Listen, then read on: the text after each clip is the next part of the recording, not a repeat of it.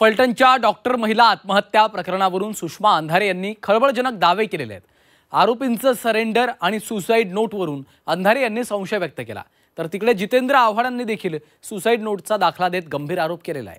पाहूयात की सदरील मयत तरुणीच्या बहिणीने सांगितले की ते हस्ताक्षर तिचं नाही। ज्यांची नावं समोर येत आहेत त्यांच्यावरती कारवाई सरकारला करावीच लागेल। कारण ज्या पद्धतीने प्रशांत बनकर आणि गोपाल बदले हे हजर झाले, त्यांच्या हजर होण्याच्या मागे आम्हाला खूप साऱ्या गोष्टी संशयास्पद वाटतात। फलटणच्या महिला डॉक्टरच्या आत्महत्येवरून ठाकरेंच्या शिवसेनेच्या नेत्या सुषमा अंधारेंनी खळबळजनक दावे केले।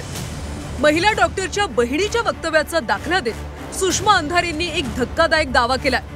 सुसाईड नोटवरची हस्ताक्षर महिला डॉक्टरचं नसल्याचं मोठं विधान सुषमा अंधारेंनी केले।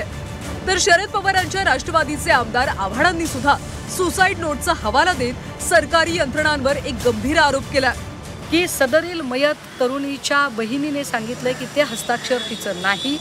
बहिणीने हाही प्रश्न उपस्थित केलाय की जी मुलगी 4 पानी पत्र लिहू शकते स्वतःच्या हस्ताक्षरात, ती सुसाईड नोट 4 ओळीत कसं काय संपवेल। दुसरं असं की जी मुलगी सांगते की 4 दिवसानंतर मी कास्ट व्हेरिफिकेशनचा कागद घेण्यासाठी ताई तुझ्याकडे येणार आहे, 8 दिवस पुढचं प्लॅनिंग करत आहे, तिच्या डोक्यात अचानक हा विचार का आला। फलटणमध्ये तिचं राहतं घर असताना तिने हॉटेलमध्ये राहणं का पसंत केलं, त्या हॉटेलमध्ये रात्री 1 वाजता तिला एंट्री का दिली।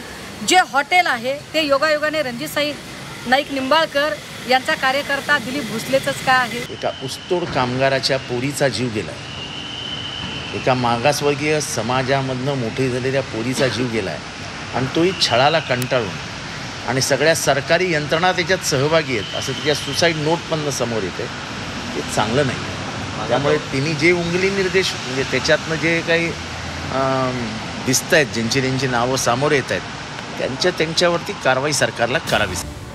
डॉक्टर महिलेची आत्महत्या नसून ती हत्या असल्याचा आरोप सुषमा अंधारेंनी केला। तसंच या प्रकरणातल्या आरोपींनी ज्या प्रकारे सरेंडर केलं त्यावरून सुद्धा सुषमा अंधारेंनी संशय व्यक्त केला। दरम्यान विरोधकांकडून सुरू असलेल्या या आरोपांवर मुख्यमंत्री देवेंद्र फडणवीसांनी पलटवार केला। राजकारणासाठी मृत्यूचं भांडवल केलं जात असल्याची टीका फडणवीसांनी केली आहे। आधी 2 दिवस यांची सगळी व्यवस्थित मॅनेजमेंट होते का, आधी व्यवस्थित बाहेर येऊन बोलाचाली होते का, की आम्ही आता हजर होणार आहोत आणि हजर झाल्यानंतर मग आम्हाला तुम्ही कसं बाहेर काढणार आहात ते का। कारण ज्या पद्धतीने प्रशांत बनकर आणि गोपाल बदले हे हजर झाले, त्यांच्या हजर होण्याच्या मागे आम्हाला खूप साऱ्या गोष्टी संशयास्पद वाटतात। ही आरोप या ठिकाणी केले जात आहेत आणि ज्याला काही माहिती नाही असेही लोक आरोप करतायत। मला असं वाटतं की अशा संवेदनशील विषयाचं राजकारण करणारे हे दुर्दैवी लोक आहेत, कारण त्यांना मला असं वाटतं की लाईमलाईटमध्ये राहायचं आहे, पण लाईमलाईटमध्ये राहण्याकरता एका गरीब बिचाऱ्या आमच्या डॉक्टर भगिनीच्या मृत्यूचं भांडवल का करता। मी तुम्हाला सांगतो त्याच्यामध्ये कोणालाही सोडलं जाणार नाही, कडक कारवाई होणार। या प्रकरणात पोलीस चौकशीतून आणखी काही धक्कादायक बाबी समोर आल्या। डॉक्टर महिला ही दोन्ही संशयित आरोपी यांच्या संपर्कात होती।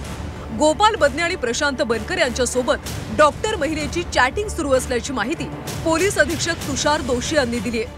मी याच्यामध्ये तपास सुरू असल्यामुळे तपासाची सँक्टिटी घालू इच्छित नाही, परंतु मी एवढं सांगू इच्छितो की दोन्ही जे आरोपी आहेत ते आणि मृतक हे एकमेकांना ओळखत होते आणि त्यांच्यात बोलणं आणि चॅटिंग हे रेग्युलर सुरू होतं। डॉक्टर महिलेच्या आत्महत्येचा पोलिसांकडून वेगाने तपास सुरू आहे। दोन्ही आरोपी अटकेत असून त्यांची कसून चौकशी सुरू आहे। तसंच विरोधकांनी या प्रकरणात राजकीय लोकांचा सहभाग असल्याचा आरोप केला। त्यामुळे पोलिसांच्या चौकशीतून नेमकं काय समोर येतं हे पाहणं महत्त्वाचं आहे। ब्युरो रिपोर्ट, झी 24 तास।